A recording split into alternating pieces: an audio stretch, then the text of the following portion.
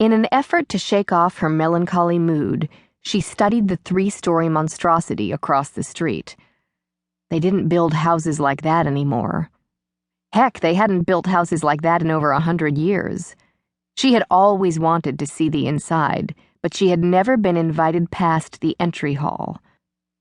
As far as she knew, no one else in the neighborhood had ever even gotten that far. The owner, Mr. Thorne, had been willing to let the kids on the block swim in his pool during the day, but neither the kids nor their parents had been welcome on the property after dark, and none had ever been allowed inside the house. She had often wondered what he was hiding in there. Maybe Sam had been right. Maybe Mr. Thorne really had been a drug dealer. That seemed far more probable than his being a mafia hitman. Thunder rumbled across the darkening sky, promising rain before morning. She shivered as a cold breeze rustled the leaves of the trees alongside the house. She should go inside, she thought, make a cup of hot chocolate while she tried to decide what to do with Granda's house, what to do about Harry, what to do about the rest of her life. Harry wanted to marry her, but after one failed marriage, Sky just wasn't ready to try again. Nor was she certain she loved Harry Poteet the way he deserved. He had wanted to come to Vista Verde with her, but she had told him she needed some time alone. He hadn't argued, just told her he loved her and would be waiting for her when she returned to Chicago.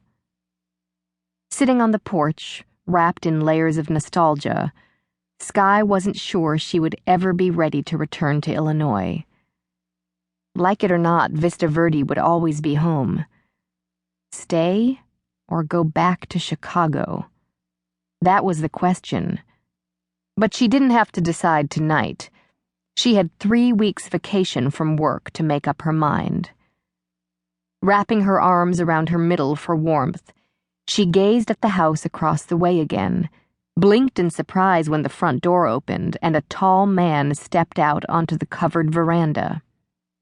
Sky leaned forward, squinting into the darkness. Could it be? A shiver ran down her spine as the man descended the stairs and crossed the street toward her. Dressed in black from head to foot, he almost disappeared into the night that surrounded him. Mr. Thorne. His name whispered past her lips as he approached her. He inclined his head. "Good evening, Miss McNamara." "You used to call me Sky Blue." "You were much younger then," he murmured with a faint smile. Skylynn studied him in the glow of the porch light. She hadn't seen him in 8 years, and he hadn't changed a bit.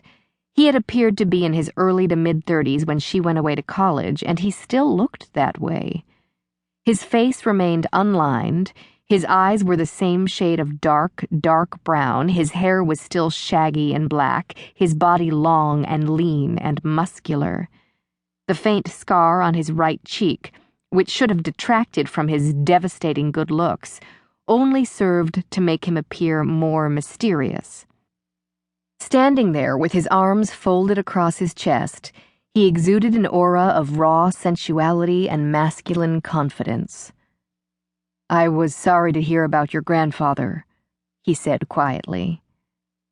"His passing came as a shock," Sky murmured. "Or as much of a shock as it can be, I guess, considering his age." Still, Granda had been in good health when she had seen him at Christmas only last year. "I'm sorry I didn't get here in time for the funeral." Sky nodded. "Please sit down." She had expected him to take the chair across from her.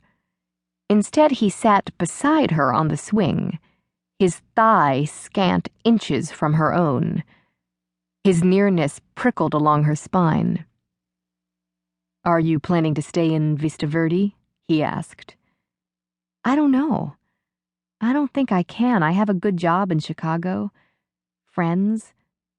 And Harry was there. She blew out a sigh. "I hate to sell the old house, though."